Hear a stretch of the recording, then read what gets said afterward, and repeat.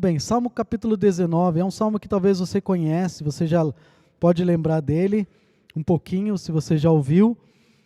Mas o que eu gostaria de olhar com você é ver como que Davi, ele apresenta Deus de uma forma pessoal, um relacionamento com Deus, não simplesmente você aqui e Deus lá longe, mas você aqui e Deus aqui com você. Você notar que Deus não é somente algo que vem à sua cabeça, não simplesmente algo que vem primeiro no seu pensamento, mas é algo que é parte da sua vida. E Davi vai apresentar 3 maneiras pela qual Deus fala conosco. 3 maneiras pelas quais Deus se mostra presente, que Deus se revela para nós. 3 formas seguras, pessoais. Na quarta-feira estávamos olhando para Gálatas, falando que a seu tempo nós ceifaremos se não desfalecermos. A outra versão diz, a seu tempo nós colheremos grande colheita se a gente não desanimar. Já passamos metade do ano. Esse é o primeiro domingo da segunda metade, né? O mês passado, até o mês passado, estávamos vivendo até metade do ano. Agora estamos na segunda metade. E esse é um tempo que é muito fácil a gente desanimar, né? Tem muitos compromissos, responsabilidades. Talvez comece nesses dias você ter pensamentos mais desanimadores, mais de cansaço. Mas Gálatas está dando um grande incentivo, falando, olha, não desanima. No tempo certo você vai colher. Vamos ter uma grande colheita, mas não pode desanimar. Tem que manter o ânimo, tem que manter a vontade, a disposição, o comprometimento, continuar firme, continuar mantendo a força. E quando eu olho para esse salmo, eu gostaria de ver isso, que você não está sozinho fazendo esforço, mas tem uma pessoa interessada, participando disso também. E para nos ajudar, ela tenta mostrar essa presença de de formas diferentes. 3 formas que isso acontece. O primeiro modo como Deus se apresenta para nós, Deus ele mostra a sua palavra, a sua voz convencedora para nós nos céus. Olha comigo Salmo 19, versículos de 1 até o versículo 6. Salmo 19, versículo 1 até o versículo 6 diz assim: Os céus declaram a glória de Deus, o firmamento proclama a obra de suas mãos. Um dia fala disso a outro dia, uma noite revela a outra noite. Sem discurso nem palavras não se ouve a sua voz, mas a sua voz ressoa por toda a terra, e as suas palavras até os confins do mundo. Nos céus ele armou uma tenda para o sol, que é como um noivo que sai do seu aposento e se lança em sua carreira com a alegria de um herói. Sai de uma extremidade dos céus e faz o seu trajeto até outra. Nada escapa ao seu calor. A primeira parte desse salmo que Davi escreve, e talvez eu fico pensando nas noites que Davi passava com as ovelhas, nas noites em que ele ficava no campo, cuidando, guardando dos rebanhos. E aí quando ele olha para aquele céu estrelado, ele não simplesmente olha para aquela noite em que ele está vendo a Via Láctea e reconhece, pensa naquilo como aquilo é um Deus, mas ele reconhece aquilo como algo que Deus fez. Então você vai ver algumas imagens aí que eu pedi para o Bob separar, para você ver a criação de Deus no universo. Eu ia pedir para ele colocar a imagem de um amigo chamado Hubble, que durante esses últimos anos tirou várias fotos do universo, e você tem tantas imagens, por exemplo, Júpiter. Sabia o lugar que ele está é tão específico, que justamente por ele estar onde ele está, que nos impede de grandes rochas virem e baterem no nosso planeta. E a posição de Júpiter em relação ao Sol que faz com que nós possamos ter o ambiente que nós temos. Fosse alguns centímetros para o lado ou para o outro, nós já seríamos ou uma geleira ou um lugar deserto queimado, como Marte. Mas por causa de um planeta que Deus colocou nas dimensões corretas. O nosso próprio planeta, com a vida que ele tem, quando a Bíblia fala que a Terra era sem forma e vazia, o escritor está querendo dizer que a Terra era como qualquer outro dos planetas. Você viu as imagens que tem lá de Marte nesses últimos dias? Você pode colocar no Google depois. Você vê lá deserto, terra, tudo vermelho. Parece norte do Paraná inteiro, né? Norte do Paraná só. Desculpa, Jô. Só Londrina, só seco. Aí você olha para Marte e você pensa assim, agora vai aparecer algum capim nesse lugar. Não, não tem nada, só terra. E a máquina está lá tirando foto. A Terra era assim. Mas Deus foi lá e trouxe vida para ela. Os anéis de Saturno e tantos outros planetas que têm anéis, que ainda mais bonitos do que Saturno, você pode colocar depois para ver.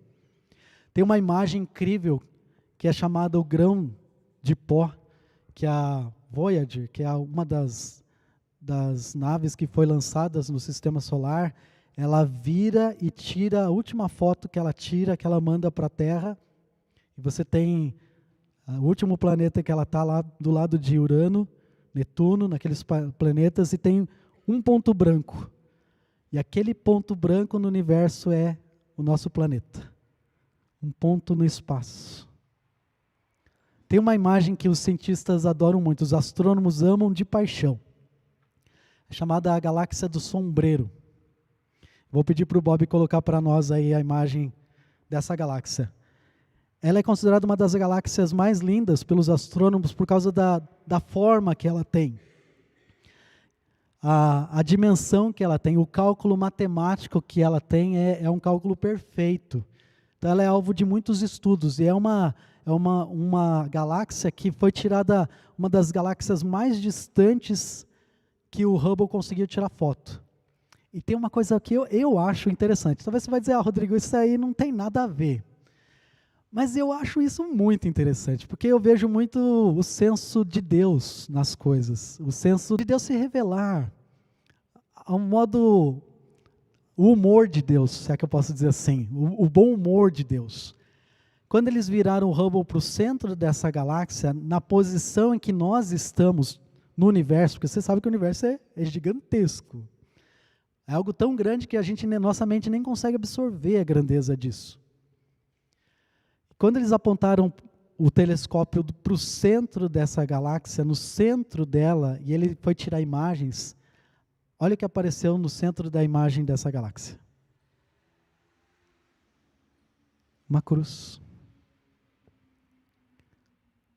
Eu não quero ir além, não quero forçar demais, mas será que Deus simplesmente deixou essa imagem aí por acaso? Deus já sabia que em algum momento os cientistas iam ter capacidade, que nós, como humanidade, ia ter capacidade de apontar para aquele lugar e podia encontrar qualquer outra imagem lá. Talvez podia ser, eu fiquei pensando, podia ser o Mickey, né? As orelhas do Mickey.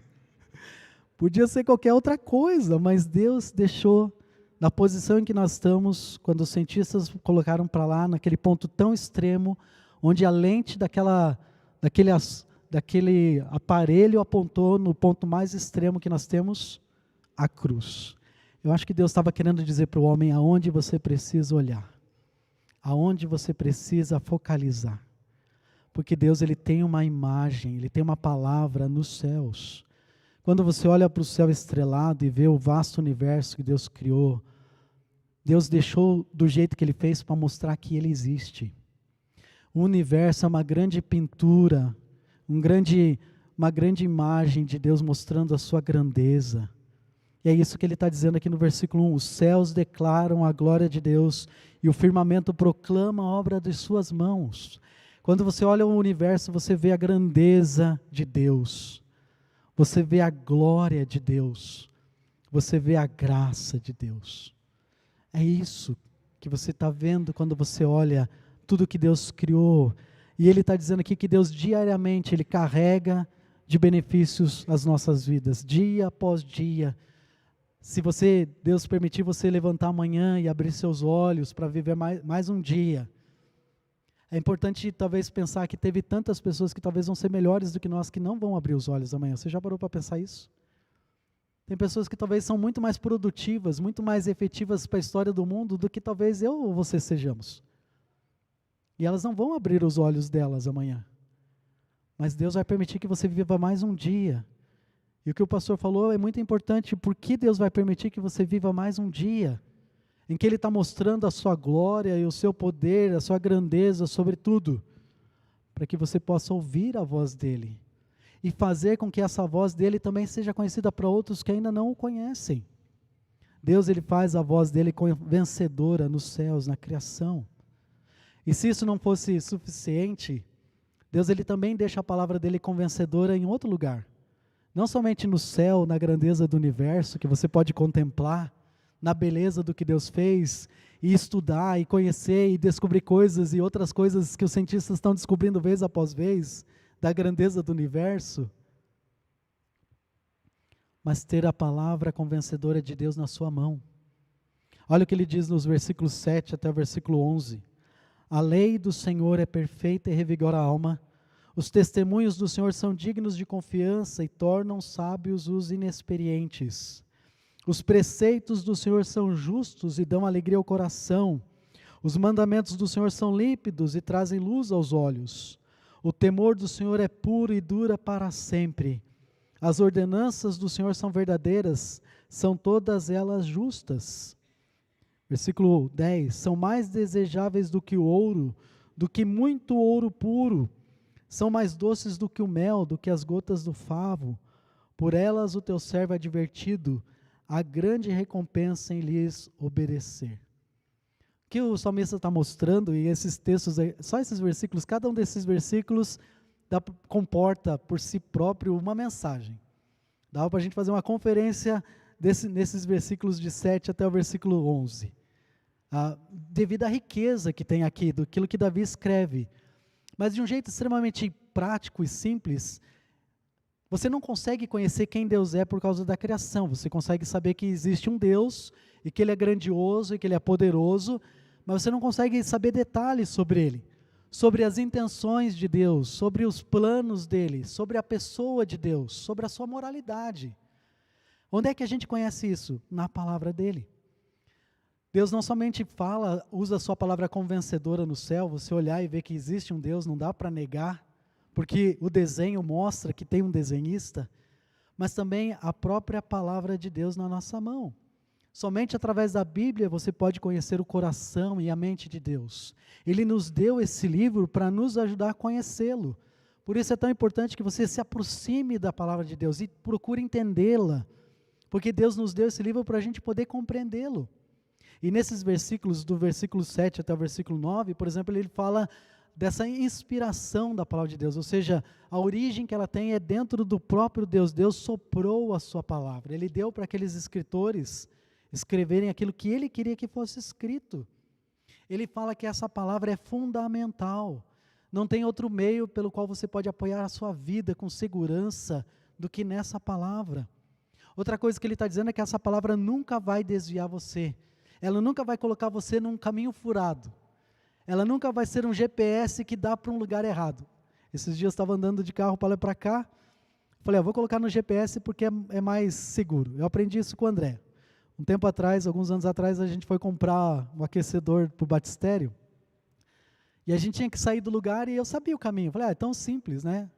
Aí o André, não, mas vamos colocar no GPS. Falei, para quê? Conheço Curitiba, simples. Mas foi muito bom, porque o caminho que o GPS fez foi muito melhor do que o caminho que eu sabia. Eu não sabia que tinha aquele caminho. Então, às vezes, tem coisa boa, né? Só que, infelizmente, teve algumas ruas em Curitiba que estão mudando o sentido. E não dá tempo do GPS atualizar. E aí eu entrei num lugar que eu precisava atravessar por outro lado e não tinha rua. Era rua fechada, uma rua, outra fechada, outra rua fechada. Eu estava ficando louco, porque eu não conseguia atravessar e não conseguia achar a passagem. Curitiba tem essas coisas, né? Às vezes tem 5 ruas que descem e não tem nenhuma que volta. Então, eu queria que um dia um engenheiro de tráfego fizesse uma visita para nós, porque eu queria perguntar para ele, como é que você trabalha? Como é que vocês pensam nesse lugar? Porque tem várias ruas com o mesmo sentido. E eu estava perdido, estava com o GPS, ele estava dizendo, siga em frente. E não, mas não dá, moça, não dá, juro para você, não dá para ir para frente. Então, embora tenha toda a tecnologia, atualizado, tudo, ainda assim me deixou na mão. A palavra de Deus não faz isso.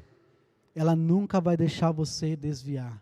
Ela nunca vai deixar você num lugar que você está num mato sem cachorro, numa situação em que você não pode resolver. Ela vai te orientar, mas você precisa olhar para a Escritura.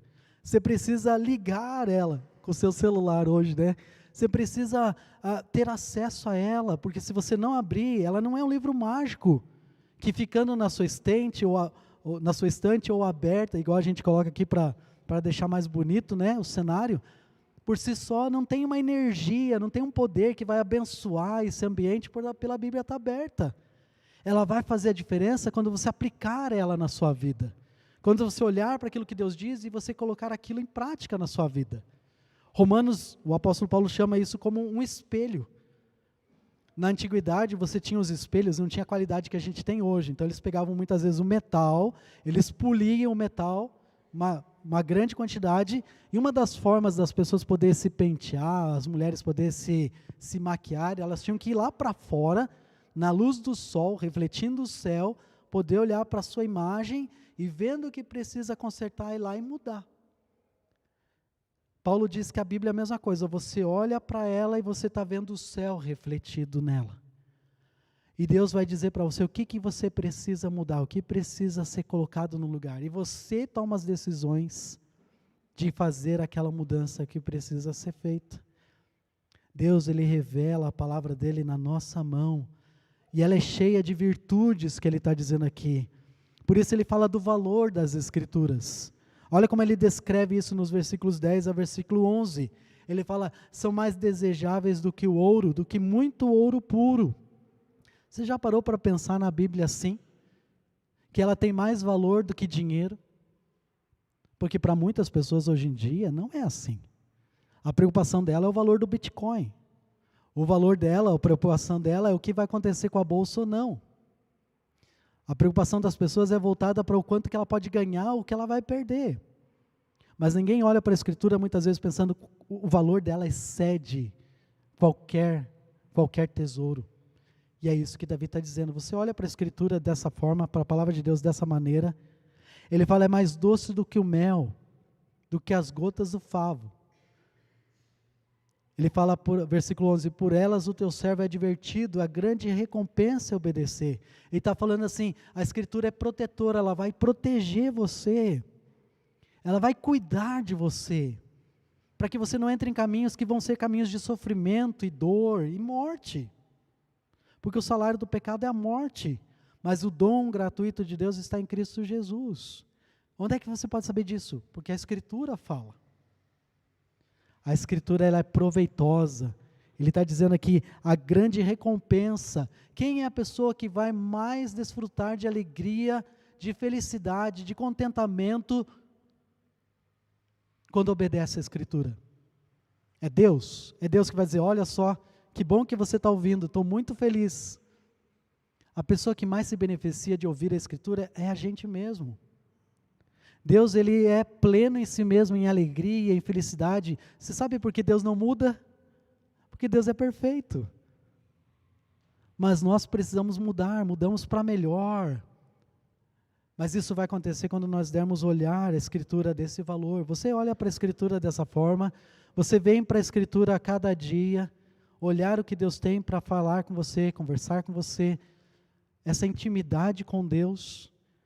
Deus, Ele mostra a sua voz, a sua mão, revela na criação, ainda mais específica na palavra dEle, mas tem mais um lugar que Davi quis deixar escrito, mostrando que a palavra de Deus está gravada. Consegue imaginar onde que é? Que lugar é esse? Ele começa lá no céu, ele começa falando sobre a Escritura escrita aqui, a voz de Deus escrita, mas tem mais um lugar onde Deus está. Aonde, Giselda?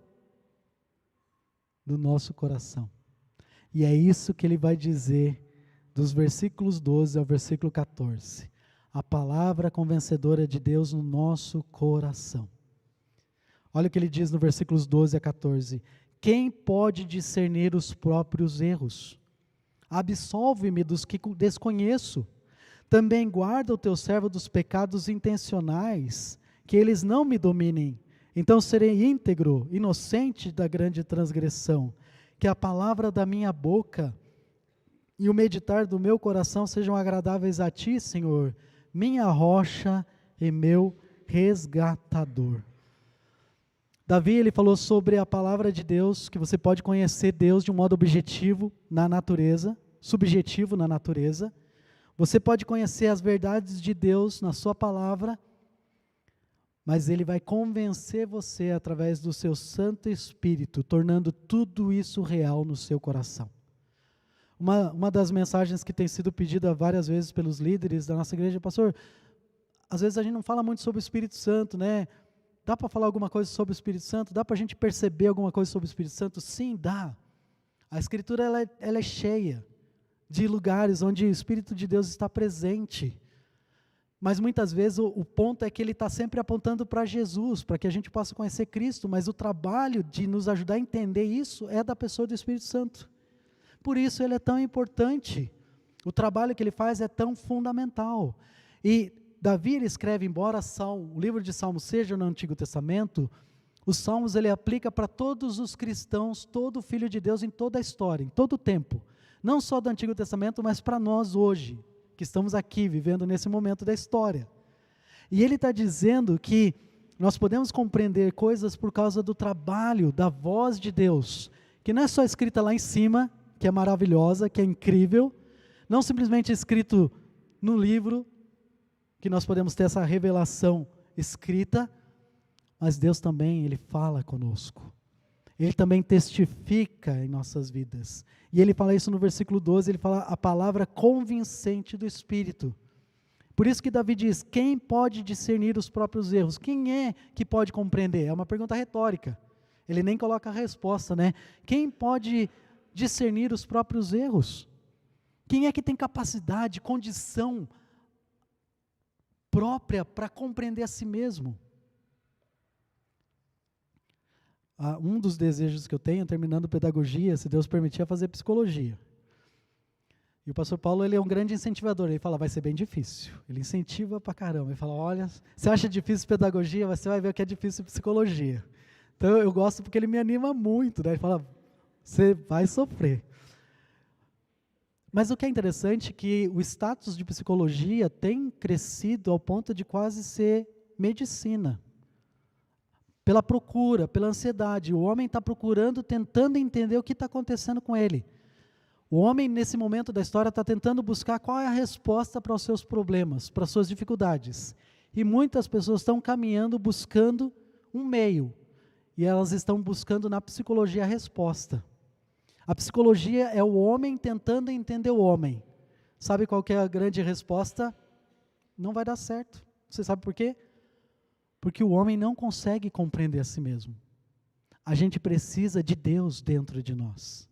Nós precisamos da palavra de Deus nos ajudando a compreender. E o Espírito Santo nos ajudando a entender aquilo que Deus está dizendo. Por isso a palavra convencedora do Espírito Santo. Davi já disse isso lá. Ele já disse, quem é que pode discernir os próprios erros? A resposta é ninguém, gente. Ninguém pode discernir.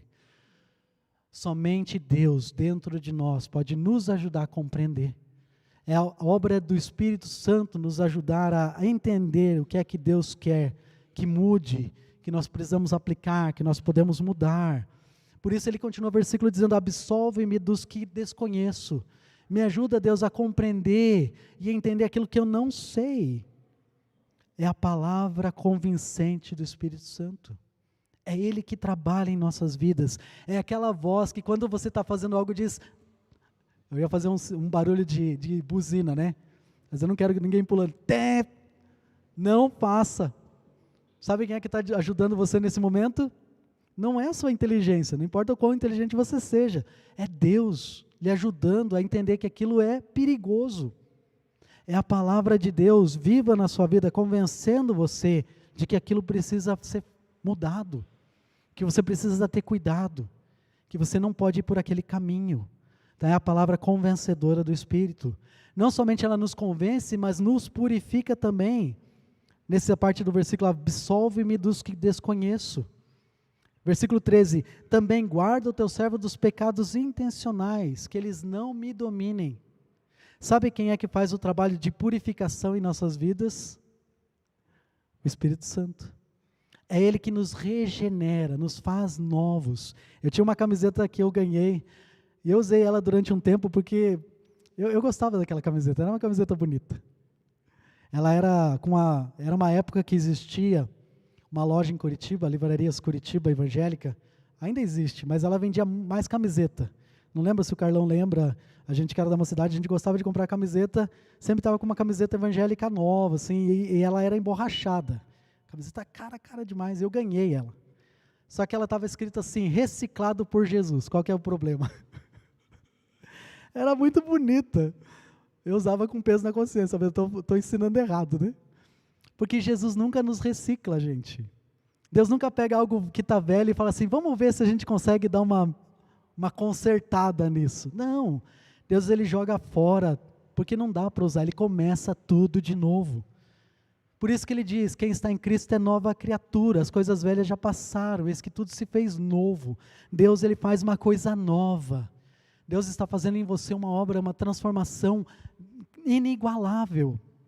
Ele não está reaproveitando nada daquele Rodrigo velho, de cada um, coloca seu nome na frase, velho, velha, ele não está usando nada daquilo, ele está fazendo algo novo, completamente novo. Por isso que Davi está dizendo isso, Senhor, guarda teu servo dos pecados intencionais, que eles não me dominem, então serei íntegro, inocente de grande transgressão. É a obra de Deus que nos purifica, é o controle do Espírito Santo que cuida de nós, é Ele que vai nos permeando, mas você precisa tomar uma decisão. Você sabe qual que é a diferença da escola dominical para uma pregação?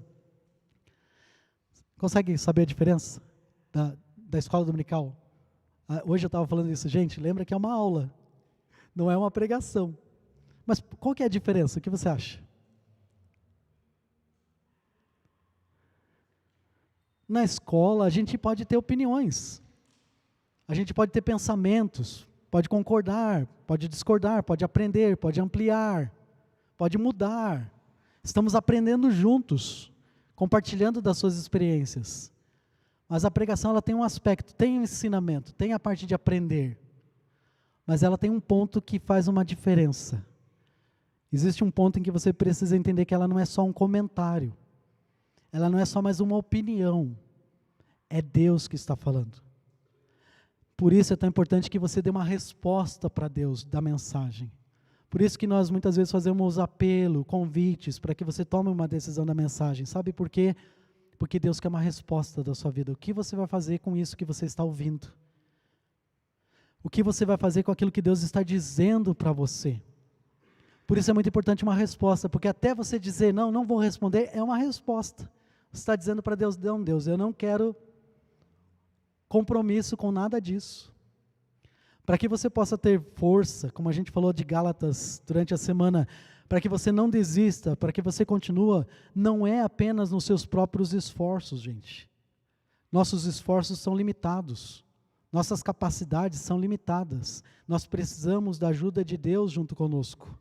E Deus ele está pronto para nos abençoar e nos ajudar, mas você precisa ser submisso àquilo que Ele vai dizer, a dizer para Deus, eu quero estar na mesma sintonia que o Senhor, eu quero estar na mesma página que o Senhor, eu quero fazer aquilo que o Senhor quer que eu faça. Por isso que Davi fala, versículo 14, comunhão do Espírito, esse relacionamento entre você e Ele. Versículo 14, ele diz que as palavras da minha boca e o meditar do meu coração sejam agradáveis a Ti, Senhor. Que aquilo que eu penso, que aquilo que eu digo, seja algo que realmente seja da mesma sintonia com aquilo que o Senhor diz, com aquilo que o Senhor sente. E olha que incrível o jeito que Davi termina, minha rocha, ou seja, onde eu afirmo a minha vida, e meu resgatador. Ou seja, aquele que é o meu Salvador. Deus, Ele deseja de cada um de nós. Deus deseja que você possa conhecer Ele pessoalmente. Deus não quer simplesmente ser seu amigão. Deus, Ele quer ser o seu Senhor. E Ele é, em verdade, o Senhor. Mas Ele quer que você decida. É tão incrível pensar que Deus, sendo o Senhor de tudo, Ele ainda está dizendo para nós, eu quero que você me escolha. Isso é muito, eu não sei como é para você, mas para mim às vezes é muito louco. Deus que é soberano e tem o controle de todo o universo, que deu a palavra dele que é tão completa, que vive dentro de mim sendo um pecador miserável, Deus diz, você, Rodrigo, eu quero que você me escolha. Conhecer a Deus e confiar nele. Confiar nele e obedecer. Obedecer e desfrutar das bênçãos. É isso que Davi está dizendo. Quer que eu repita? Eu vou repetir. Davi está dizendo, em outras palavras, você precisa conhecer Deus e confiar nele. E quando você confia em Deus, então você obedece Ele. E quando você obedece Ele, você é abençoado. Deus quer abençoar a gente muito. Ele quer abençoar você de forma indescritível. Eu nem consigo imaginar as formas como Deus quer abençoar a sua vida. Não da maneira como muitas vezes a gente está buscando, ou como muitos estão buscando. Com bênçãos materiais, mas Deus pode. Com bênçãos físicas, mas Deus pode. Mas é mais do que isso. Como o pastor Paulo falou, Deus foi tão gracioso com seus filhos, que deu quase 95 anos, né? Quase 94. Na quarta-feira eu disse que estava, esses tempos atrás, eu não sei, tinha alguma coisa no cemitério, e estava vendo pessoas jovens, foto de pessoas jovens, pessoas que nasceram depois de mim. Eu nasci em 75. Tinha um rapaz que nasceu mais ou menos em 1982. E em 2014 ele já tinha falecido, era a data dele de sepultamento. E eu fiquei pensando, Deus, o Senhor me deu mais tempo do que o Senhor deu para esse jovem. Eu nasci antes dele, ele nasceu depois de mim, e ele já não está mais aqui, e o Senhor ainda tem sido gracioso comigo. O Senhor ainda tem sido bondoso comigo. Nessa pandemia de 2 anos, nós tivemos grandes pastores, grandes homens, que o pastor Paulo conhecia muito mais do que eu conheci alguns deles, mas por causa da pandemia, Deus os levou. Suas igrejas ficaram sem esses pastores. Não sei porque Deus foi bom comigo e com o pastor Paulo, porque a gente está aqui, né? Graças a Deus, pela bondade dele conosco. Mas não é simplesmente, gente, para a gente usar o oxigênio desse mundo, ou fazer salada de alface e comer no almoço. Mas é para a gente servi-lo. Deus, Ele quer usar você de modo grandioso, e Ele vai usar quando você der ouvidos ao Espírito Santo dEle. Quando você for sensível, submisso, dedicado a Ele. Um relacionamento, como Davi está dizendo aqui, dando ouvidos quando Deus fala no seu coração, se você já tem Ele como seu Salvador. Davi podia terminar, rocha minha e meu resgatador. Você poderia terminar hoje à noite assim? Esse texto, você poderia terminar da mesma forma. Deus, Ele é a sua rocha, está pronto para apoiar a sua vida de modo completo sobre Ele. Ele é o seu resgatador, o seu Salvador. Como você tomou a ceia hoje à noite, pensando na cruz, essa cruz aplica para você. Esse sangue derramado aplica para você. Esse corpo quebrado na cruz aplica para você. Ele é o seu Salvador pessoal. Até agora Ele é o Salvador. Eu sei que Ele é o Salvador. Eu sei que Ele veio para morrer pelo mundo. Mas Ele não é o meu Salvador. Eu tive uma infância que tinha várias coisas em casa. Na casa da minha avó. Eu cresci na casa da minha avó, casa do interior. A gente tinha um quadro gigantesco. Gente, eu estou falando gigantesco. Você precisa entender. É gigantesco. É grande mesmo. Era um quadro imenso de Jesus na sala. Aquele Jesus medieval, né, com os olhos azuis e tudo. E eu vivi a minha infância inteira na frente daquele quadro. Eu sempre falava, puxa, que legal. Esse cara deve ter sido muito bom. Eu nem sabia que o nome dele era Jesus. Tinha no corredor tinha uma peça feita de pinho, uma escultura que foi feita em madeira do rosto de Jesus. Aquele rosto de sofrimento com a coroa de espinhos. Então eu sempre vivia na frente dessas imagens, sempre vivia diante dessas cenas, mas nunca ninguém explicou para mim o que aquilo significava. Está tão perto de Jesus e não saber quem Ele é. Aí um dia alguém falou que Ele veio e morreu e sofreu pela humanidade toda. Eu falei, puxa, que legal, né? Cresceu um pouco mais no meu conceito, esse camarada, poxa, estou dando valor para esse cara, né? Esse cara morreu por todo mundo, que sacrifício benevolente, benemérito, bom, né? Até um dia em que eu pude ler que, num livro escrito Força para Viver, falando a história de vários atletas e tudo, e aí fala que, quem é esse Jesus? Que Ele não simplesmente morreu pela humanidade toda, mas Ele morreu por mim. E o que eu achava interessante é que ele pegou João 3,16, e João 3,16 diz assim, talvez você nunca ouviu esse versículo, então eu vou citar ele. Se você já ouviu, então é fácil para lembrar. Porque Deus amou ao mundo, talvez Bob consiga jogar para nós, ou porque Deus tanto amou o mundo que deu seu Filho unigênito, para que todo que nele crer não pereça, mas tenha a vida eterna. Aí nesse livro ele faz o seguinte, ele pede para você colocar o seu nome. E aí no versículo 16, voltando mais um, ele diz assim, coloca seu nome, porque Deus amou tanto Rodrigo, que deu seu Filho unigênito para que o Rodrigo não pereça, mas para que ele crendo o Rodrigo tenha vida eterna.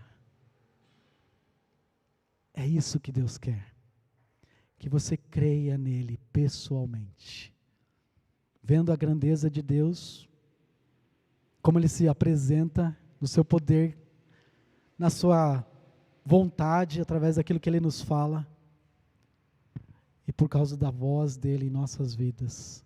Está pronto para ouvir Deus assim? A ter um relacionamento assim com Jesus? Eu espero que você hoje à noite dê uma resposta a essa mensagem, dizendo para Deus, em primeiro lugar para Ele, que é a pessoa mais importante, dizendo para Ele, Senhor, eu quero que você seja o meu Salvador pessoal. Eu quero ouvir a sua voz. Eu quero ter esse relacionamento, conhecer o Senhor pessoalmente. Não só em tudo aquilo que o Senhor fez, não só naquilo que o Senhor diz, mas naquilo que o Senhor é para mim. Vamos orar nesse momento. Vou convidar você a fechar seus olhos. E nós vamos orar. E nessa oração, coloca o seu nome. Nesse texto de João 3,16, coloca o seu nome ali.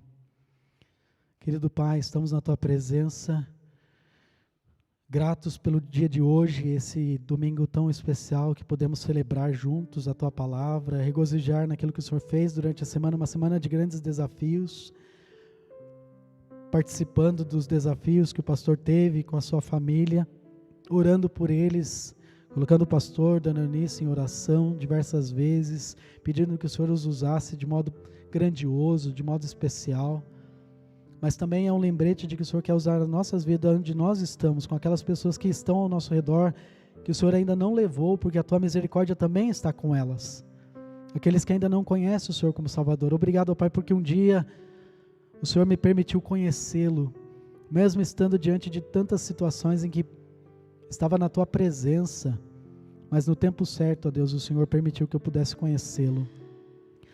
Hoje à noite, ó Pai, é o dia de salvação, como diz a Sua palavra em Hebreus. Talvez alguém aqui hoje que ainda não tinha feito essa decisão, está nesse momento orando ao Senhor, colocando o seu nome nesse versículo, como diz João 3,16, porque o Senhor amou a mim de uma tal maneira, que deu Jesus para morrer por mim, para que eu não perecesse, para que eu não fosse para o inferno, mas para que eu tivesse a vida eterna, uma vida de relacionamento eterno com o Senhor. Ouve a oração, ó Deus. Talvez há alguns aqui que são seus filhos, já têm o Senhor como Salvador, mas não têm dado ouvidos à sua voz, têm ficado distantes do Senhor, não tem condições de falar como Davi estava falando aqui nesse momento da sua vida, desse ouvir, dessa sensibilidade que ele estava tendo. Obrigado porque ele deixou isso escrito para nos motivar, nos desafiar, nos incentivar, nos trazer de volta para perto do Senhor. E é por esses também que eu oro, Deus, que esses filhos possam estar se entregando ao Senhor, voltando de novo, se arrependendo, confessando e voltando de novo para perto do Senhor, sabendo que o Senhor está pronto para nos ajudar a cada um de nós, para andar perto do Senhor, para conhecer mais do Senhor de modo pessoal. Nos abençoe hoje à noite, ó Pai.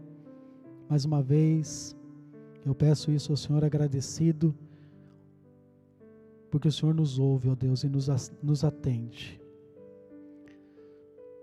Receba, Deus, esse cântico que vamos cantar agora na Sua presença, como uma resposta, e se há decisões que precisam ser feitas, para vir até a frente, ó Deus, que o Senhor move nossos corações. Talvez precisamos sair do lugar e estar aqui, na Tua presença, diante do Senhor, e saber que tem outros irmãos que vão estar orando por mim, orando por cada um que está aqui, pedindo do Senhor a sua intervenção, a sua ajuda, a sua resposta. Nos abençoa, Deus, é o que eu te peço, agradecido, desejar em nome de Jesus. Amém. Vamos ficar em pé, vou convidar você para a gente cantar esse hino nesse momento. E ele diz: toma o meu coração, entrega seu coração ao Senhor, seja sensível à voz dEle, dê ouvidos ao Senhor hoje à noite, venha até Ele, até a presença de Deus. Deus, Ele quer ter um relacionamento pessoal com você, mas você precisa escolher que você quer ter esse relacionamento.